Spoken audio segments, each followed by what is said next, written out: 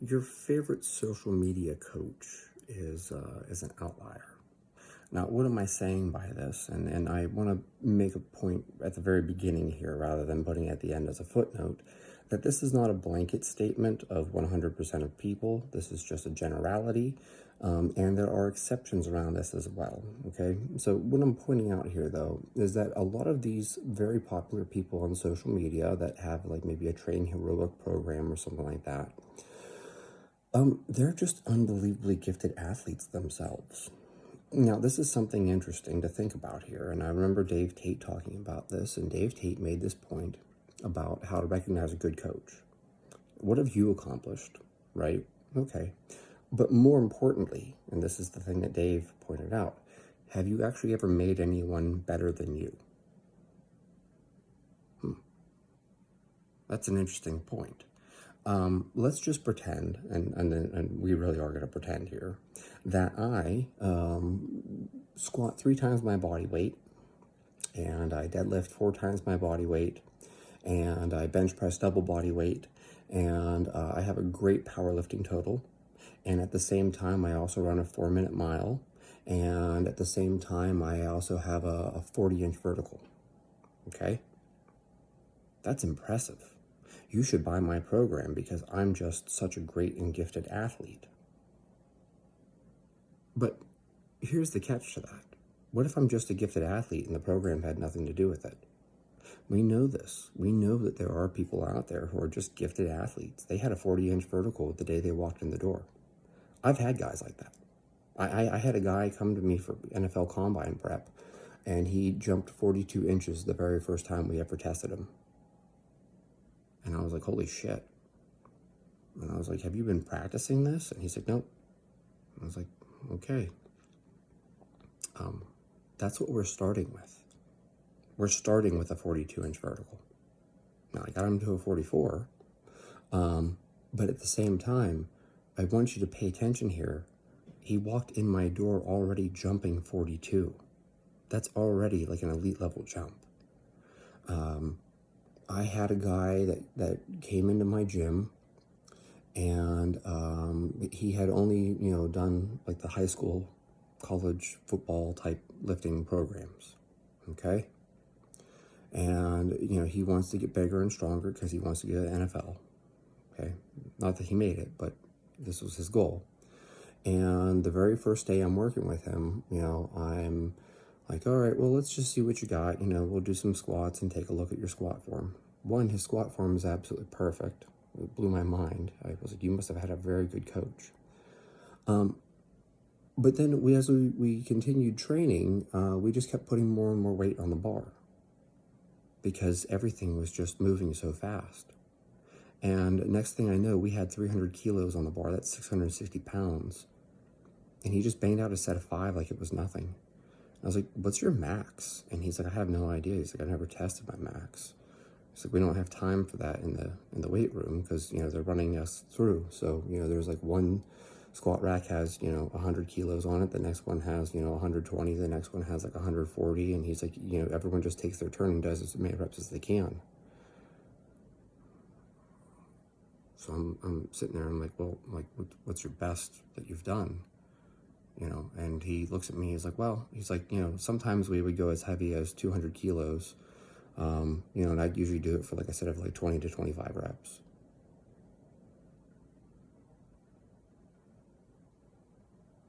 What? Now, I have no idea if that's true because I never tested him on that one, but I didn't have a hard time believing it because I watched the guy squat 300 for a set of 5. Now, mind you, this individual was enormous. He was 6'8", and he was, nearly 400 pounds. He was massive, played offensive line. So like, I don't want you guys to sit there thinking that this guy is, 150 pounds squatting 660. Like, he's nearly 400 pounds squatting 660. This is not fair. He's a genetic freak. Now, he knew very little about training, but he had amazing lifts, and unfortunately he had a very severe career-ending injury playing college football, so he didn't even get the chance to go to the NFL.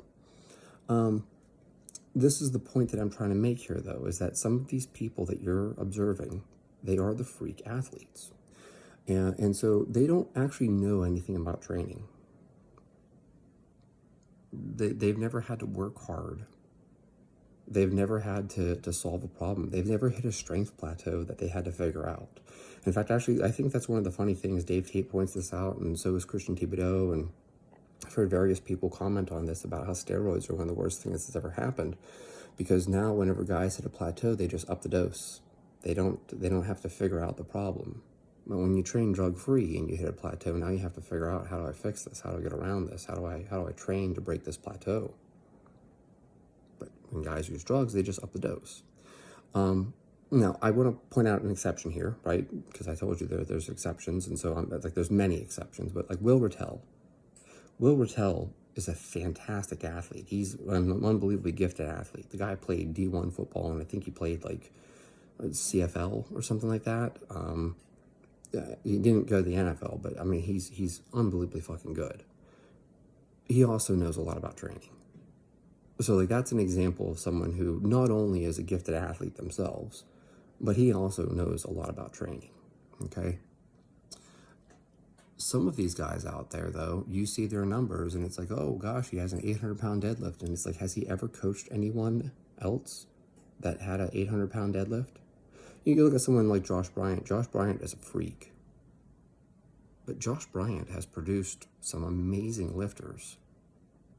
Like Josh Bryant coaches Tom Haviland and Shane Hunt and, I think he even coached Dexter Jackson at some point in time. Wow. So Josh himself is a freak, but he's been very successful in coaching other people as well. Okay? And this is the point that Dave Tate made about how, what have you accomplished? But more importantly, have you ever coached someone that was able to surpass what you did, right? Now, for me, that's very, very easy because I'm not very strong and I'm not all that impressive. So, I have guys that nearly everyone surpasses me at some point. Everyone I coach eventually passes up my numbers. I have an athlete that I worked with recently who squats double body weight for sets of 5. Yeah. That's amazing. I don't squat double body weight for sets of 5. I think my best back squat with double body weight was like 3, and I'm pretty sure I went for a 4th rep and didn't make it. In fact, I know I did.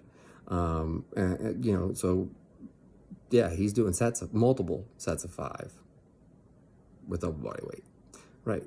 So here's the point, though. I'm not knocking Blaine McConnell. Not for 1 second. I was listening to an interview with him recently, though. Apparently, this guy has been great at every single thing he's ever done. Like every sport that he's ever engaged in, he's great at. He's one of those gifted athletes, and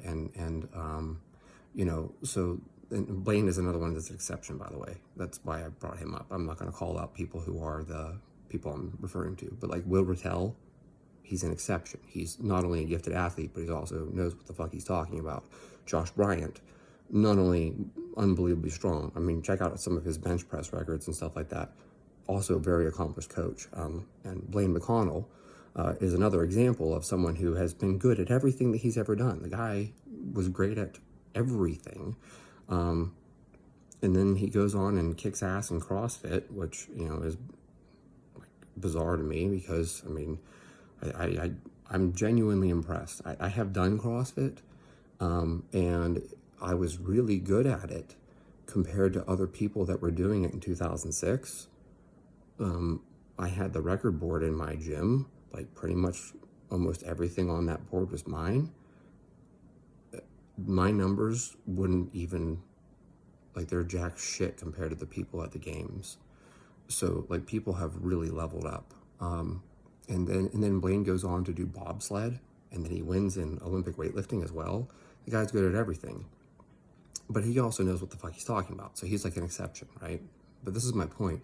And this is where I'm headed, and I'm not going to call out these people, but there are many people out there who are selling you a program, and they are the gifted athletes that have been good at everything, but they don't know what they're talking about, and so their program is actually trash.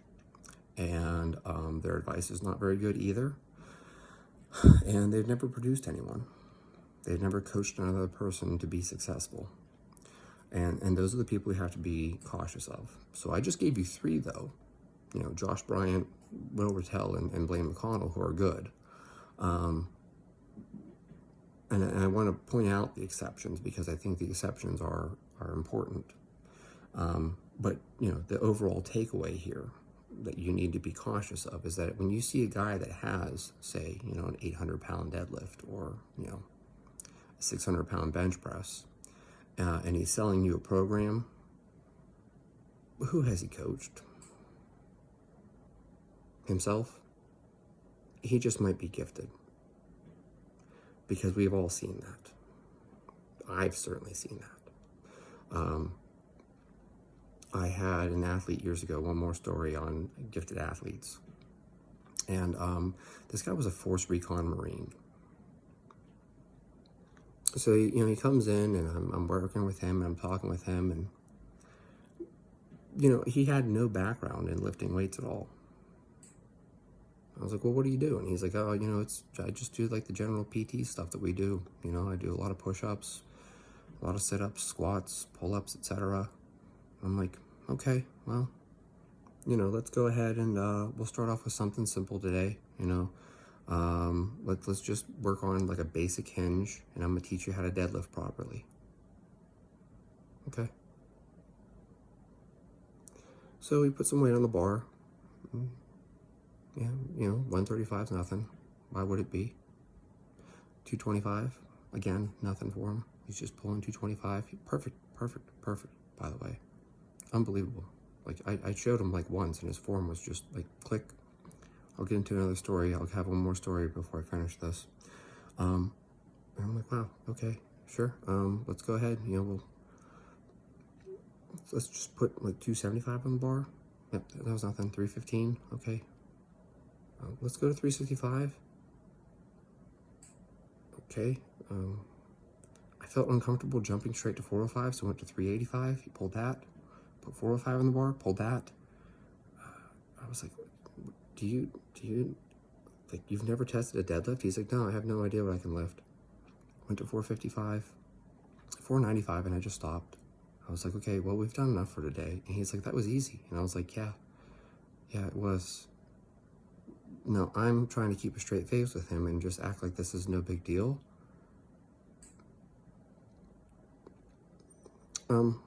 If this is your first time ever lifting, and I'm certain he was telling the truth, that's pretty impressive. And it's not like he didn't do a lot of physical stuff. I mean, he's in the Marine Corps, so he's a relatively strong person already. But to pull 495 on the same day that you learn how to deadlift, that's pretty amazing. For myself, you know, I've told the story before about how, you know, the first time I ever learned how to snatch, you know, 5 minutes later I was snatching more than my body weight. But that doesn't really mean much because I spent how many years squatting, deadlifting, pressing, etc. So I had all this strength. I just had to learn the skill of the snatch. And I learned that skill very quickly. But mind you, like, I was already at a point where I was squatting over double body weight when I learned how to snatch. So it's not like I developed the strength like in 5 minutes. I didn't. I just learned how to move.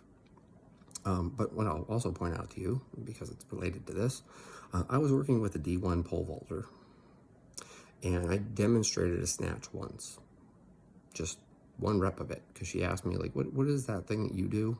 And I was like, oh, weightlifting? She's like, yeah, how do you do that? And I was like, oh, well, you know, it's kind of like jumping with weights, you know. I tried to put it like in a really super overly simple way. And so I just put like 40 kilos on the bar, and I was like, you know, you just it's called a snatch, you know, and this is how it's done. And she goes, oh, I can do that. And she walked up and popped the bar up overhead, and she did a snatch, watching one rep of me doing it, and immediately mimicked it. Now, mind you, she had a background in gymnastics, which is probably why she's extremely capable at learning new skills. You know, I've talked about this ad nauseum. If you have a background in gymnastics, you will learn a new skill very quickly. But after watching me do a 40 kilo snatch, she just walked up and did it. Okay, now this doesn't sound like much to you, except for the fact that this girl probably weighed 85 to 90 pounds. So she just did a body weight snatch on her very first time ever. Like, she didn't even wait for me to unload the bar. Like, she just walked right up and just did it. Okay, that's a freak athlete. Like, that's the nature of these. Like, that's why she was a D1 pole vaulter. The reason why she was a D1 pole vaulter is because she is a freak athlete. She's just that good. Is she going to teach you how to snatch? Probably not. Probably not. She didn't have to learn it. You know, is she going to teach you how to do what she does? No. This is like Michael Jordan. Michael Jordan was not a good coach. He couldn't understand. What do you mean you don't know how to dunk off your left foot and your right foot and blah, blah, blah? Like, he didn't understand it. Like, what do you mean you don't know how to do that? Yeah.